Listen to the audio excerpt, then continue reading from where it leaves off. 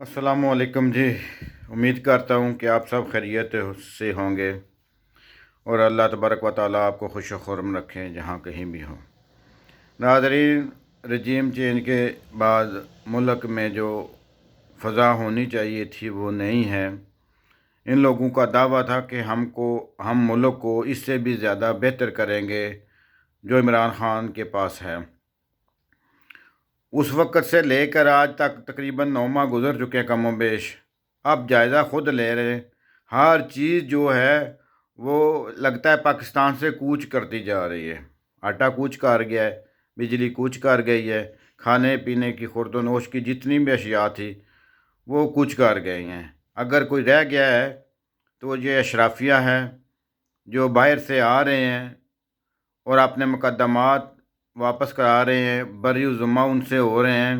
NAB کے قانون میں مکمل طور پر ترامیم کر کے اسے ایک پوسٹ آفس بنا دیا گیا ہے تاکہ یہ اپنی من مانیاں کر سکے اور آئندہ کے لیے اگر کوئی 50 سے 49 ہزار یعنی کہ 49 کروڑ کرے گا تو وہ بچ جائے گا، کیونکہ نیب کا ہے وہ 50 تک ہونا چاہیے۔ ایف آئی اے ویسے بھی وزیر داخلہ کے انڈر ہوتی ہے، تو یہ اپنے مقدمات مکمل طور پر ختم کر رہے ہیں، باعزت بری ہو رہے ہیں۔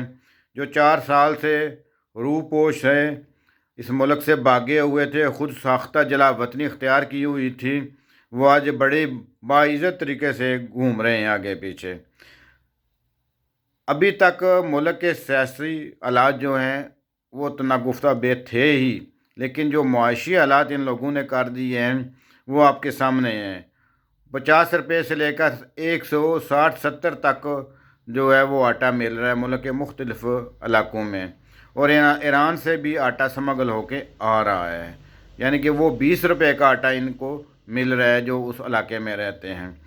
اور باقی جو اس سے دور ہیں ان کی جو حالات ہے وہ والدین اپنے آپ کو قتل کر رہے ہیں، اپنے آپ کی خودکشی کر رہے ہیں اپنے بچوں کی خاطر کہ وہ ان کا دکھ نہیں دے سکتے۔ یہ تو ہے غریب بندے کے حالات۔ غریب بندے کے حالات ہے وہ سر عام اپنے آپ کو ننگا کر سکتا ہے، لیکن ایک ہے مڈل کلاس سفید پوش طبقہ۔ سفید پوش طبقہ یقین کرے کہ اندر جا کے بد دعائیں دے رہا ہے اور اپنے آپ پر ماتم کر رہا ہے۔ میرا خیال ہے اس کو اپنے آپ پر ماتم نہیں کرنا چاہیے، ان لوگوں پر ماتم کرنا چاہیے جو اشرافیہ ہے، جو حکومت میں بیٹھے ہوئے ہیں۔ عمران خان نے ان کو وارن کیا تھا کہ خدا کے لیے ہوش کے ناخن لیں، آپ جو ظلم کرنے جا رہے ہیں باجوہ صاحب، آپ نے جو ظلم کیا ہے اس کی سزا انشاءاللہ تعالیٰ آپ بھگتیں گے۔ باجوہ صاحب، میں آپ کو منع کر رہا ہوں کہ آپ ان چوروں ڈاکوں لٹیروں کے آگے ملک کو نہ ڈالیں۔ یہ ان کی چراگاہیں ہیں، یہ جب چراگاہ کو اچھی طرح چر لیتے ہیں تو پھر بھاگ جاتے ہیں ملک سے۔ آپ ان کے حوالے یہ ملک نہ کریں، اس ملک کی ستیہ ناش کر کے رکھ دیں گے۔ میرا خیال ہے اس وقت باجوہ صاحب کو ہوش نہیں تھا، عقل کے ناخن لے لیتے تو شاید یہ چیزیں نہ آتی۔ ملک کا غریب طبقہ جو ہے وہ تو پہلے ہی ڈوب رہا تھا، لیکن 9 ماہ کے اندر اندر ان لوگوں نے جو سفید پوش طبقہ تھا اس کو وہ تباہ و برباد کر کے رکھ دیا ہے۔ لاسٹ 2-3 دن میں بجلی کا جو شارٹ فال آیا ہے اس کی وجہ سے ملک کو اربوں روپے کا نقصان ہوا ہے، اور اس پر وزیر توانائی کہہ رہے ہیں کہ جی ہم اس پر قابو پا لیں گے۔ ارے جناب، آپ کس چیز پر قابو پا رہے ہیں؟ وہ کارخانے جو آپ نے 20-30 سال پہلے لگائے تھے اس وقت تو آپ دعویٰ کرتے تھے جی ہم نے آج سے بجلی کا شارٹ فال ختم کر دیا ہے، اب آگے عمران خان جانے اور آپ جانے۔ وہی کارخانے آپ کے گلے میں پڑ گئے ہیں کیونکہ آپ نے مہنگے داموں لگائے تھے۔ اس کا ریٹ جو تھا وہ ڈالر میں دے رہا تھا، اب آپ کے پاس ڈالر تک نہیں ہے۔ اب ڈالر کے کیا میں بات کروں، یورو جو ہے وہ اس وقت قانونی لحاظ سے جو کمپنیاں بھیج رہی ہیں، MoneyGram, western union, banking channel سے جا رہے ہیں، وہ 251 یورو اور 70 پیسے پر جا رہا ہے، اور بلیک مارکیٹ میں جو یورو ہے وہ 270 اور 80 تک بک رہا ہے۔ لوگوں نے چینل کے تھرو بھیجنے ہی ختم کر دی ہیں۔ ہنڈی حوالہ ایک بار پھر ترقی کر رہا ہے۔ ہنڈی حوالہ اس گورنمنٹ کو فائدے میں پڑتا ہے کیونکہ ان لوگوں نے خود جو خرد برد کرنی ہوتی ہے، ان لوگوں نے خود جو ہنڈی حوالہ کرتی ہوتی ہے، اسی وجہ سے ان کو فائدہ پہنچتا ہے۔ ملک میں جتنا بھی پیسہ آئے گا اس سے زیادہ ان لوگوں نے کمیشن لینا ہے، وہی کک بیک واپس کر کے ہنڈی حوالہ کے تھرو ان کے بینک اکاؤنٹ جو بڑھ جائیں گے۔ یہ نہیں چاہتے کہ بینکنگ چینل سے دنیا پیسے بھیجے۔ عمران خان کے دور میں کیوں حوالہ اور ہنڈی ختم ہو گیا تھا؟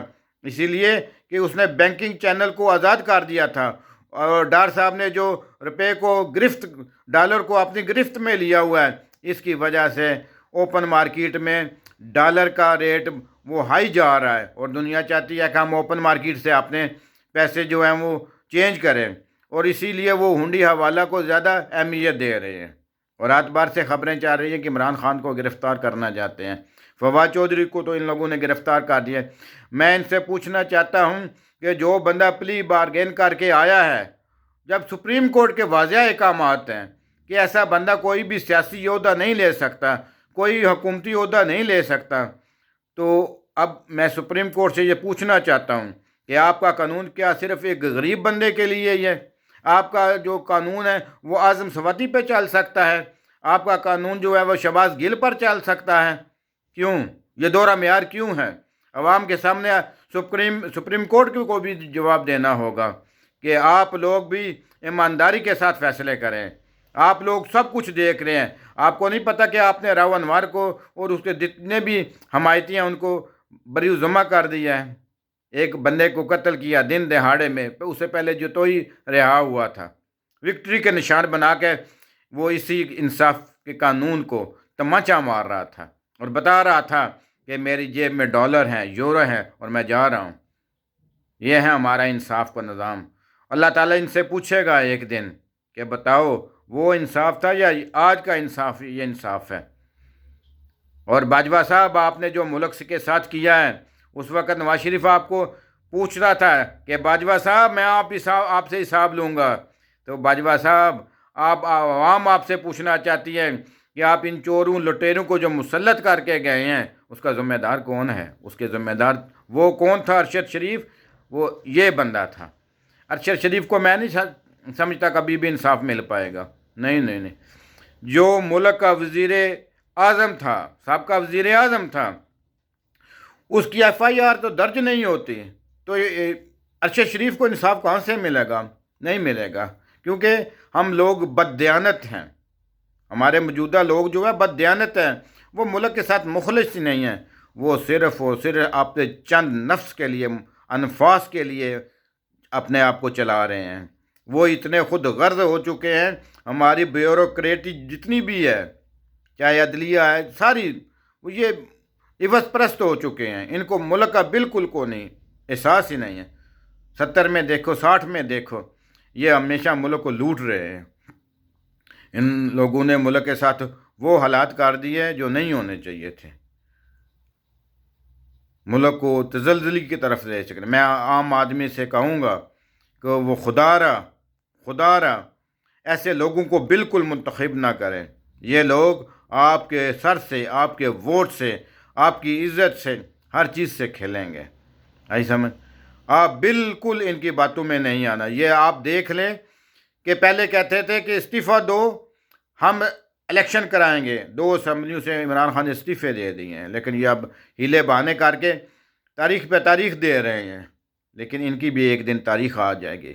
میں تو چاہتا ہوں کہ اللہ تبارک و تعالیٰ جس نے اس ملک کے ساتھ ناانصافی کی ہے اس کو لمبی عمر دے، اتنی لمبی عمر دے کہ وہ اپنے آپ سے نفرت کرنے لگ جائے۔ جس نے بھی پاکستان کے ساتھ ظلم کیا ہے اس کو لمبی عمر دے، اور وہ اس دنیا میں عذاب میں مبتلا ہو کر جائے، اس کو اس کے اپنے بھی پوچھنے والے نہ ہو، پھر اس کو پتہ چلے گا کہ واقعی میں نے اس ملک کے ساتھ ناانصافی کی ہے۔ جس نے بھی اس ملک کے ساتھ جو عہد و پیمان کیا تھا، ہمارے بزرگوں نے یہ عہد و پیمان کیا تھا کہ ہم لا الہ الا اللہ کی خاطر ایک ملک حاصل کرنے چاہتے ہیں۔ آج ان کی اولادوں میں سے کچھ لوگ جو ہیں وہ بکھر گئے ہیں، وہ نفس کے پیچھے پڑ گئے ہیں، وہ دولت کے پیچھے پڑ گئے ہیں، وہ حوث کے پجاری ہو چکے ہیں۔ تو اللہ تبارک و تعالی ہمیں وہ عہد جو ہم اس ملک خدا داد پاکستان کے ساتھ کر کے آئے تھے، ہمارے آباء و اجداد نے کیا تھا، اس عہد کو ہمیں پھر نبھانا ہوگا۔ اس نوجوان نسل کو اپنے لیے نہیں، اپنی آنے والی نسلوں کے لیے ہمیں انہیں بتانا چاہیے، وہ جو ہمراہ حق سے بھٹک گئے تھے اس کی طرف انشاءاللہ ہم پھر آ رہے ہیں، اور اس ملک پاکستان کو ایک دفعہ پھر ایک عظیم ملک بنائیں گے، اور امید کرتا ہوں کہ آپ کو یہ باتیں اچھی لگیں گی۔ اوکے، اللہ حافظ۔